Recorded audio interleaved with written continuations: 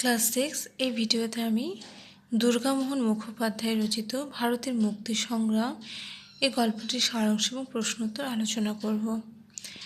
দুর্গামোহন মুখোপাধ্যায় ভারতের এই মুক্তি সংগ্রাম এর নামকরণের মধ্যে দিয়ে আমাদের কিন্তু গল্পটির প্রতি একটি আভাস দিয়েছে যে আমাদের ভারতবর্ষ কিন্তু আমরা সবাই জানি একদিনে কিন্তু মুক্তি পায়নি, অর্থাৎ স্বাধীনতা লাভ করেনি। বহু বছর ধরে কিন্তু অনেক যন্ত্রণা, অনেক সমস্ত কিছু সহ্য করে, অনেক লড়াই করে কিন্তু স্বাধীনতা পেয়েছে। তো এই লড়াইয়ের যে ইতিহাসটা, এটাই কিন্তু এই গল্পে কিন্তু তিনি তুলে ধরেছেন। তিনি প্রথম 1757 সাল, যে সময় পলাশীর প্রান্তরে পলাশীর যে যুদ্ধ হয়েছিল, সেই সময় তো প্রথম ইংরেজরা ভারতের মাটিতে এসেছিল।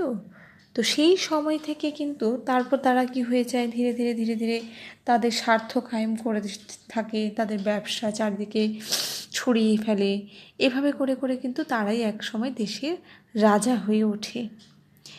এরপর লর্ড কার্জনও আসেন, তিনিও কি করেন, বাংলার গভর্নর হয়ে আসেন এবং তিনিও কিন্তু বাংলাদেশকে দ্বিখণ্ডিত অর্থাৎ বিভক্ত করার চেষ্টা করেন।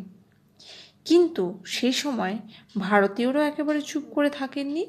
ভারতীয়দের পক্ষ থেকে সুরেন্দ্রনাথ একজন ছিলেন, যিনি কিনা নিজে নেতৃত্ব দিয়েছিলেন এবং তার দলকে কি বলেছিলেন যে বিদেশিরা আমাদের দেশে অন্যায়ভাবে এসেছে, তাই বিলেত থেকে আসা সমস্ত দ্রব্য, সমস্ত কিছু কিন্তু বর্জন করতে হবে।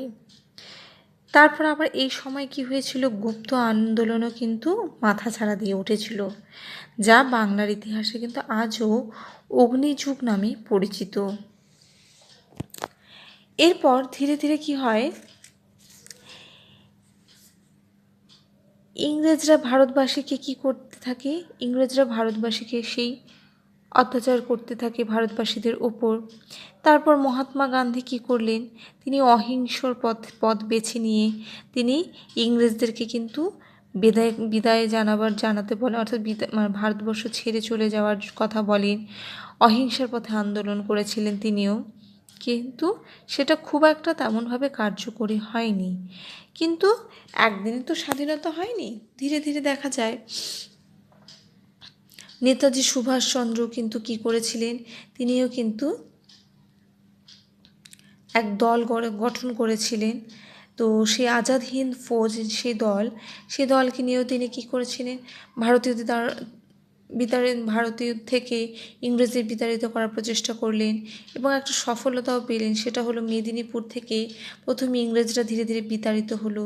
তারপর ভারতীয়রা কিন্তু থেমে থাকলেন না, যখন একটা জায়গায় সাফল্য পেলেন এবং মেদিনীপুরে নেতাজি যখন ভারতের পতাকা প্রথম ওড়ালেন, তখন কিন্তু সকলে একটা মনোবল বেড়ে গেল এবং তারা কিন্তু আরও দৃঢ় সংকল্পবদ্ধ হলেন এবং ভারতীয়রা ধীরে ধীরে নৌ বিদ্রোহ করলেন এবং তারপর কিন্তু ধীরে ধীরে ইংরেজরা কী করেছিল, তারা কিন্তু ভারত থেকে বিদায় নিতে বাধ্য হয়েছিল এবং ভারতকে তারা স্বাধীনতা দিতেও সেই সময় বাধ্য হয়েছিলেন।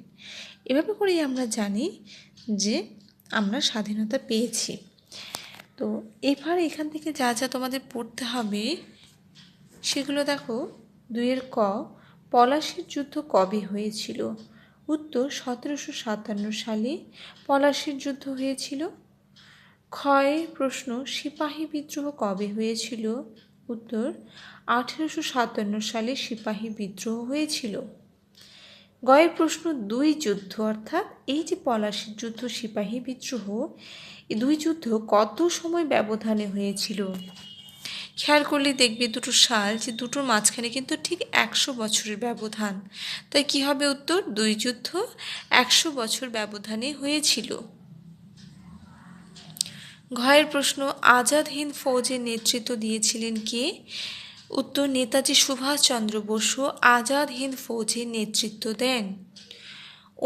কোন ইংরেজ বাংলা বিভাগের কুখ্যাতি অর্জন করেছিলেন? উত্তর লর্ড কার্জন বাংলা বিভাগের কুখ্যাতি অর্জন করেছিলেন।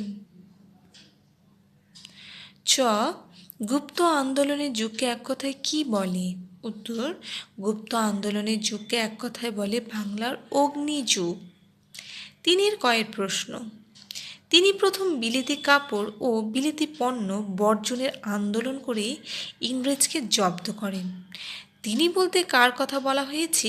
বিলেতি কাপড় ও পণ্য বর্জন বলতে কি বোঝায়?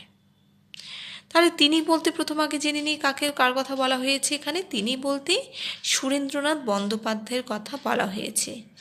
আর বিলেতি কাপড় ও পণ্য বর্জন বলতে বোঝানো হয়েছে দেশের মানুষের বিলাত বা ইংল্যান্ড থেকে আনা বস্ত্র ও অন্যান্য সামগ্রীর ব্যবহার ও ক্রয় করা বন্ধ করে দেওয়াকে।